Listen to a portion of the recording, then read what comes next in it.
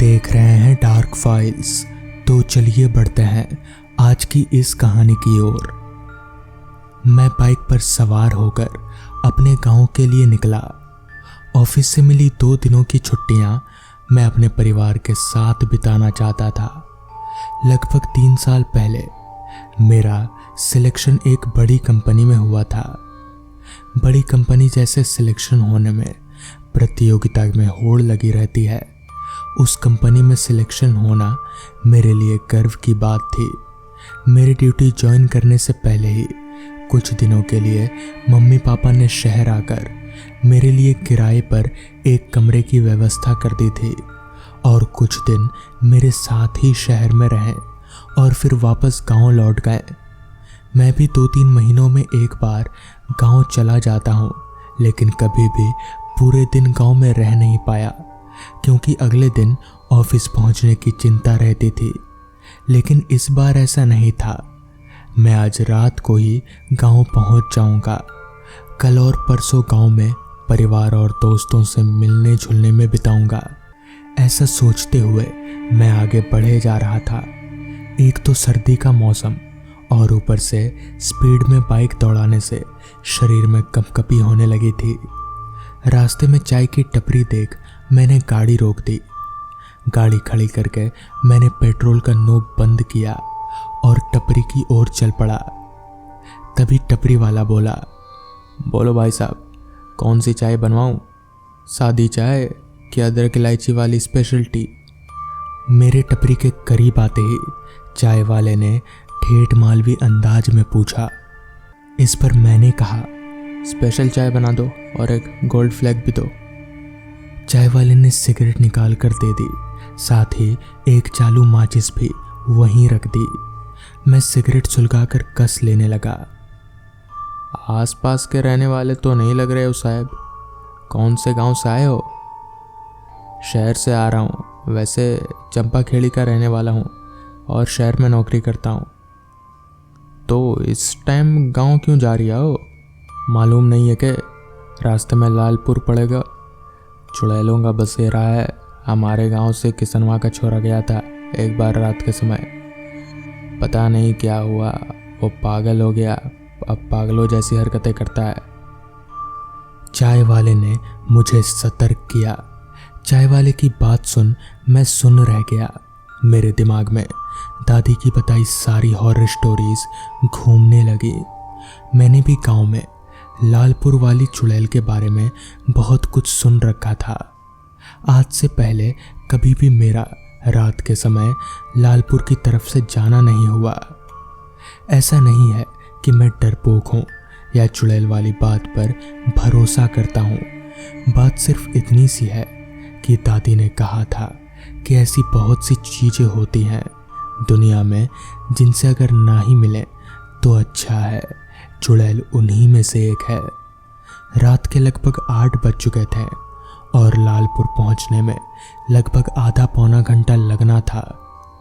लो साहब, चाय पियो, चाय वाले ने कहा। तो मेरी सोच टूटी। मैंने सिगरेट पर नज़र डाली, वो ख़त्म हुए बिना बुझ चुकी थी। मैंने उसे सड़क पर फेंक कर चाय का कप थाम लिया।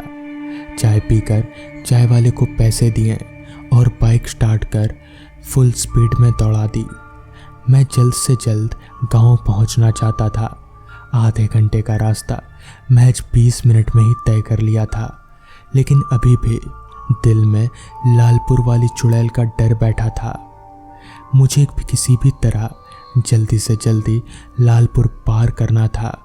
मैंने बाइक की स्पीड और बढ़ा दी, लेकिन होनी को कौन टाल सकता था। लालपुर के पास पहुंचते ही मुझे सामने की झाड़ियों में तरह तरह की आकृतियां दिखने लगी। बाइक की हेडलाइट की रोशनी में अजीब अजीब तरह की परछाइयां नजर आने लगी।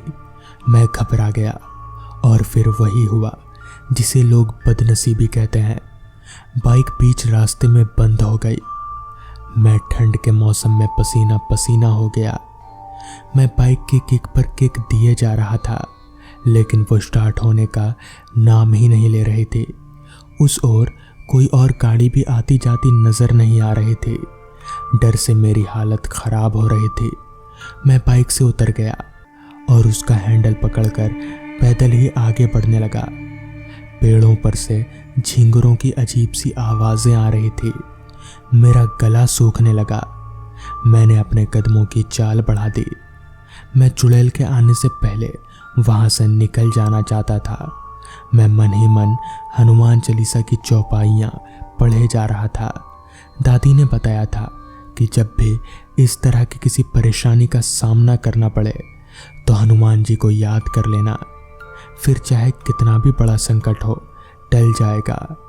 मैं भी इसी विश्वास के साथ आगे बढ़े जा रहा था। गाड़ी में क्या हुआ है तेरी? मेरे कानों में आवाज पड़ी।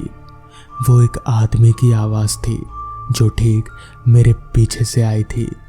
मेरी धड़कनें बढ़ गईं। मैंने सुना था चुड़ैल अपने शिकार को फंसाने के लिए कोई भी आवाज निकाल सकती है।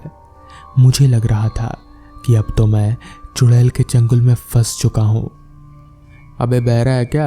कुछ पूछ रहा हूं। इस बार आवाज और भी पास से आई और साथ ही किसी गाड़ी की भी आवाज थी। मुझे पीछे नहीं पलटना पड़ा। वो बाइक सवार मेरे सामने आकर खड़ा हो गया। वो एक ट्रैफिक हवलदार था। क्या हुआ? पेट्रोल खत्म हो गया क्या, या गाड़ी पंचर हो गई है? हवलदार ने पूछा। गाड़ी चलते चलते बंद हो गई, स्टार्ट नहीं हो रही, मैंने बताया। हवलदार ने अपनी गाड़ी साइड में स्टैंड पर लगाई और उसने भी मेरी गाड़ी में 2-3 किक लगाई, लेकिन कुछ काम नहीं आई। फिर वो गाड़ी का मुआयना करने लगा। अबे अकल के अंधे, पहले पेट्रोल का नोब तो चालू कर, हवलदार बोला। मैंने मेरा माथा पीट लिया। चाय की टपरी से यहाँ तक मैं बिना पेट्रोल चालू किए ही आया था। शायद यहाँ तक पहुँचने में जितना पेट्रोल नली में था वो सब खर्च हो गया। मैंने पेट्रोल का नोब चालू किया और बाइक एक किक में ही स्टार्ट हो गई। मैं गाड़ी पर बैठकर उस आदमी को धन्यवाद देने के लिए उसकी ओर पलटा। मैंने उसे धन्यवाद कहा और उसके पॉकेट के पास लगे उस बैच में उसका नाम पढ़ा। उसका नाम था धर्मेंद्र सिंह। मैंने उन्हें धन्यवाद किया और अपने घर की ओर चल पड़ा। घर पहुंचकर मैं सबसे मिला। सबसे मिलकर बहुत खुशी हुई। वहाँ मुझे मेरे कमरे में एक पुरानी अखबार रखी मिली। लगभग यही कोई 4-5 दिन पुरानी होगी। उसमें एक न्यूज़ आर्टिकल छपा था, धर्मेंद्र सिंह ट्रैफिक पुलिस हवलदार, उनकी मौत एक रहस्यमयी तरीके से लालपुर रोड में हो गई है। तो दोस्तों, ये थी आज की पहली कहानी। तो चलिए बढ़ते हैं आज की दूसरी कहानी की ओर। कहते हैं ना, कभी कभी रास्ते हमें दूसरी मंजिल की ओर ले जाते हैं और अक्सर उन रास्तों से वापस लौट पाना बेहद मुश्किल होता है। बंटी और सूरज घर वालों के लाख समझाने के बावजूद भी ट्रिप पर निकले थे। दोनों बहुत अच्छे दोस्त थे। बचपन से लेकर अभी तक एक के बिना दूसरे का गुजारा नहीं था। खैर, आने वाले खतरे से अनजान दोनों दोस्त आगे बढ़े जा रहे थे। रात काफी हो चुकी थी और रास्ता जंगल का था। उनकी गाड़ी के अलावा दूर दूर तक और कोई गाड़ी नजर नहीं आ रही थी। सूरज कार चला रहा था और बंटी उसके बगल वाली सीट पर बैठकर बाहर घने अंधेरे को देख रहा था। तभी खिड़की से बाहर देखते हुए बंटी सूरज से बोला, कितना डरावना जंगल है यार, कार थोड़ा स्पीड में चला। इस पर सूरज बोला, डर क्यों रहा है तू? मैं हूं ना, कुछ नहीं होने दूंगा तुझे। इतना बोलकर एक दफा सूरज ने भी रास्ते के किनारे जंगलों को अच्छे से देखा तो सच में जंगल कुछ ज्यादा ही डरावने लग रहे थे। लिहाजा सूरज ने कार की रफ्तार बढ़ा दी। कार अपनी पूरी रफ्तार से रास्ते पर सरपट दौड़ रही थी। सूरज अभी कार चला ही रहा था कि तभी उसकी नजर आसमान पर गई। मौसम ने अपना रुख बदल लिया था। थोड़ी देर पहले तक जिस आसमान में तारे टिमटिमा रहे थे वहीं अब काले बादलों की गिरफ्त में था। वो दोनों दोस्त अभी बिगड़ते मौसम को देख ही रहे थे कि तभी रास्ते पर सरपट दौड़ती उनकी कार अचानक से बंद पड़ गई। कार को ऐसे बंद होता देख सूरज ने सही वक्त पर गाड़ी को रोड के एक साइड में कर लिया। सूरज ने गाड़ी रीस्टार्ट करने के लिए चाबी घुमाई, लेकिन कोई फायदा नहीं हुआ। जैसे कार किसी थके हुए शरीर की तरह बिस्तर में पड़ गई हो। जब चाबी घुमाने से भी बात नहीं बनी तो बंटी बोला, यार ये गाड़ी को क्या हो गया? अब भाई कहीं हमने घर वालों की बात ना मानकर गलती तो नहीं कर दी? इस पर सूरज ने जवाब दिया, क्या फालतू बात बोल रहा है तू? सिर्फ कार ही तो बंद पड़ी है, मैं बाहर निकल कर देखता हूँ। इतना बोलकर बाहर जाने के लिए सूरज ने अभी गाड़ी का दरवाजा खोला ही था। इतने में ही बहुत तेज बारिश शुरू हो गई। सूरज ने फट से गाड़ी का दरवाजा बंद कर लिया। कहीं ना कहीं अब वो दोनों फंस चुके थे। सूरज लगातार कार के अंदर से ही इंजन स्टार्ट करने के लिए कोशिश कर रहा था, मगर हर बार वो नाकाम साबित हो रहा था। बारिश अब और भी तेज हो चुकी थी। कार में बहुत वक्त गुजार लेने के बाद भी जब बारिश नहीं रुकी, तब सूरज कार के अंदर से एक बार बाहर के माहौल का जायजा लिया। हालांकि अंधेरा बहुत होने की वजह से कुछ भी साफ नहीं था, मगर बीच बीच में चमकती बिजली की रोशनी में सूरज ने देखा कि उससे कुछ ही दूरी पर एक पुराना सा घर है। उस घर को देखकर सूरज बंटी से बोला, यार वो देख, वहाँ एक घर है, चल जाकर देखते हैं, शायद कोई मदद मिल जाए। इस पर बंटी बोला, क्यों जाना है, कार में ही बैठते हैं ना, बारिश रुक जाएगी थोड़ी देर में। वैसे भी उस घर में जाना ठीक नहीं होगा। इस पर सूरज बोला, अभी तू पागल है क्या, जाकर देखते हैं। आखिरकार सूरज की जिद के आगे बंटी को झुकना ही पड़ा और वो दोनों कार से नीचे उतरकर भींगते भींगते उस पुराने से खंडर हो चुके घर की ओर दौड़ने लगे। उस घर के दरवाजे पर पहुंचकर बंटी ने दरवाजा पीटा, मगर ये क्या, बंटी के हाथ मारने से दरवाजा अपने आप ही खुल गया। शायद पहले से ही खुला हुआ होगा। ये सोचकर वो दोनों घर के अंदर दाखिल हो गए। सूरज ने एक दो बार आवाजें भी लगाई, मगर उसकी आवाज के बदले ना कोई जवाब आया और ना ही कोई आदमी। तभी बंटी बोला, भाई लग रहा है यहाँ कोई नहीं रहता। जिस पर सूरज ने अपनी नजरें दौड़ाकर उस घर को चारों तरफ से देखते हुए बंटी से कहा, लग तो ऐसा ही रहा है, चलो अच्छा है, आज रात यहीं रुकते हैं हम लोग। वैसे भी कार स्टार्ट नहीं हो रही और बारिश भी बहुत तेज है। हालांकि बंटी को इस घर में रुकने का जरा भी मन नहीं था, मगर दूसरा कोई चारा भी नहीं था। लिहाजा सबसे पहले उन दोनों ने एक कमरा ढूंढा और थोड़ा बहुत अपना कपड़ा सुखाने के बाद दोनों बिस्तर पर लेट गए। बारिश एक ही धुन में बरसे जा रही थी। वैसे तो कमरे में घना अंधेरा छाया हुआ था, मगर एक खिड़की खुली होने की वजह से बिजली चमकने की रोशनी बीच बीच में अंदर आ रही थी। सूरज सोने की बहुत कोशिश कर रहा था, मगर सो नहीं पा रहा था। पता नहीं क्यों बार बार सूरज को कुछ अजीब सा महसूस हो रहा था, जैसे उन दोनों के अलावा वहां कोई ना होकर भी है। और लाख कोशिशों के बावजूद भी जब सूरज की आंख नहीं लगी, तब वो बिस्तर पर से उठकर बैठा।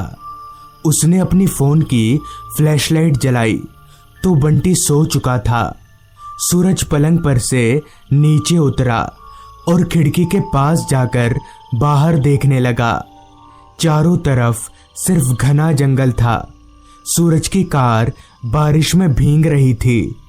खिड़की पर खड़े खड़े सूरज अभी बाहर देख ही रहा था कि तभी उसके कानों में एक जोरदार आवाज ने दस्तक दिया, जैसे कोई किसी लकड़ी की चीज पर चोट कर रहा हो। आवाज सुनकर सूरज एकदम से चौंक गया, मगर ये देखना भी जरूरी था कि आखिर वो आवाज किस चीज की है। लिहाजा सूरज ने अपने फोन की फ्लैशलाइट को आगे किया और अपने कमरे से बाहर निकलकर उस खटपट की आवाज का पीछा करने लगा। फिलहाल सूरज दूसरी मंजिल के गलियारे में था और वो आवाज भी शायद दूसरी मंजिल से ही आ रही थी। किसी कमरे में से आवाज का पीछा करते करते सूरज जब एक कमरे के पास पहुंचा तो वो आवाज और ज्यादा तेज हो गई। सूरज समझ गया कि आवाज इसी कमरे में से आ रही है। वो झट से उस कमरे में घुस गया, मगर वो जैसे ही उस कमरे में दाखिल हुआ कि वो आवाज अचानक ही बंद हो गई। सूरज को बड़ा अजीब लगा। उसने कमरे में टॉर्च घुमाकर चारों तरफ देखा भी, मगर उसे ऐसा कुछ दिखा नहीं जिससे आवाज आए। लिहाजा सूरज उस कमरे से बाहर निकल गया, मगर जैसे ही उसने उस कमरे के बाहर कदम रखा वो आवाज फिर से शुरू हो गई। वो बेइंतहा घबरा गया। डरते डरते अभी वो पीछे मुड़ने का सोच ही रहा था कि तभी पीछे से किसी ने उसके कंधे पर हाथ रख दिया, जिससे उसकी घबराहट कई गुना बढ़ गई। उसकी इतनी भी हिम्मत नहीं हो रही थी कि वो पीछे पलटकर देख सके, मगर तभी पीछे से एक आवाज आई। सूरज, क्या हुआ? तू यहाँ क्यों आ गया? सूरज पहचान गया कि ये आवाज बंटी की है। उसने पीछे मुड़कर देखा तो पीछे बंटी खड़ा था। इस पर सूरज बोला, अबे तू है? पर तू तो सो रहा था ना, यहाँ कब आया? इस पर बंटी बोला, अभी मेरी आंख खुली तो तू बिस्तर पर नहीं था, इसलिए मैं यहाँ आ गया। वो सब छोड़, बहुत नींद आ रही है, चल सो जाते हैं। जिसके बाद वो दोनों दोस्त गलियारे से होकर अपने कमरे की ओर बढ़ने लगे। चलकर जब वो दोनों अपने कमरे के पास पहुंचे और सूरज ने जब अपना टॉर्च कमरे के अंदर की ओर मारा तो सूरज के पैरों तले जमीन खिसक गई। बड़ी बड़ी बातें करने वाला सूरज डर से कांपने लगा, क्योंकि बंटी बिस्तर पर आराम से सोया हुआ था। तो फिर सूरज के साथ कौन था? सूरज ने झट से अपने बगल में देखा, मगर बंटी उसके बगल में नहीं था। वो तो आराम से बिस्तर पर सोया हुआ था। सूरज समझ गया कि जरूर दाल में कुछ काला है। लिहाजा सूरज भागकर बंटी के पास गया और उसे सारी बात बता दी। सारी बात सुनकर अब तक नींद से जाग चुका बंटी ने कहा, मैंने तो पहले ही कहा था नहीं रुकते यहाँ पर, चल वापस कार में निकल यहाँ से। इस पर सहमति जताते हुए सूरज और बंटी उस घर से निकलने लगे। उस घर से निकलकर वो दोनों अपनी कार में पहुंचे और सूरज कार स्टार्ट करने की कोशिश करने लगा। एक बार में तो नहीं, मगर 2-3 बार चाबी घुमाने पर गाड़ी स्टार्ट हो गई। मगर ये क्या, स्टार्ट होने के बाद जहां गाड़ी को आगे बढ़ना चाहिए वहीं गाड़ी आगे ना बढ़ के उस घर की ओर बढ़ने लगी, जो कि काफी अजीब बात थी। मगर जैसे तैसे सूरज ने गाड़ी को अपने कंट्रोल में लिया और वो दोनों वहां से भाग निकले। तो दोस्तों, ये थी आज की कहानी। अगर आपको ये कहानी ज़रा भी अच्छी लगी हो तो चैनल को ज़रूर सब्सक्राइब कर लें। तो मैं आपका दोस्त आर्यन जल्द ही मिलूंगा आपसे ऐसी ही एक कहानी के साथ।